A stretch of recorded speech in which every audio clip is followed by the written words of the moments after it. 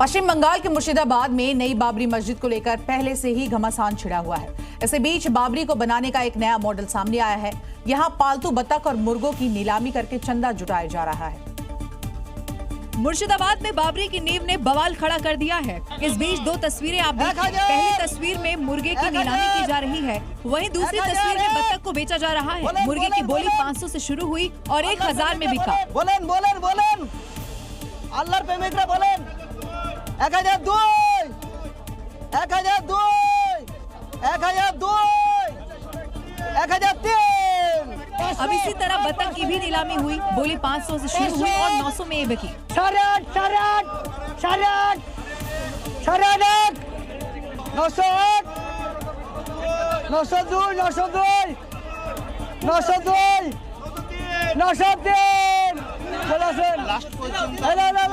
बाबरी मस्जिद के निर्माण में चंदा देने का सिलसिला लगातार चल रहा है। मस्जिद के निर्माण के लिए मुस्लिम भाईजान पालतू जानवरों की बोली लगा रहे हैं।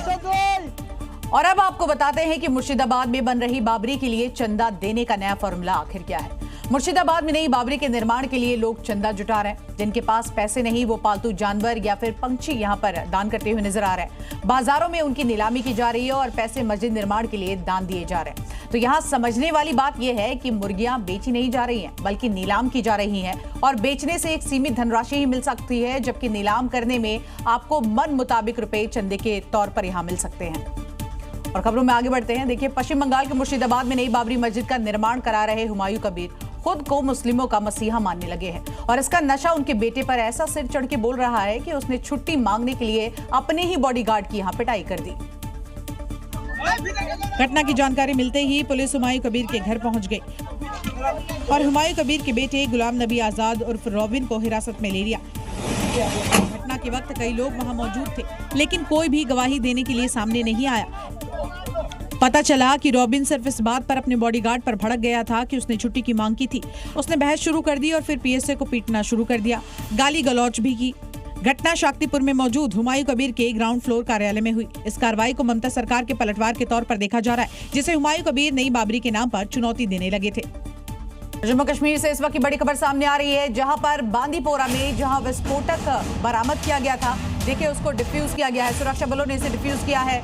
सोपोर बांदीपोरा रोड पर ये संदिग्ध विस्फोटक मिला था। सर्च ऑपरेशन के दौरान देखिए सुरक्षा बलों को ये मिला था, जिसके बाद लगातार इलाके में अफरा तफरी का माहौल था और अब इसको डिफ्यूज कर दिया गया है।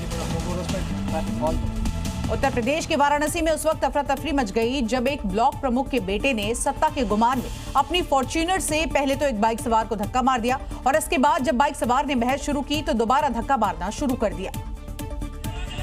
अपनी इसी फॉर्च्यूनर से ब्लॉक प्रमुख का बेटा रौब दिखाता रहा और बाइक सवार को 700 मीटर दूर तक घसीटता रहा।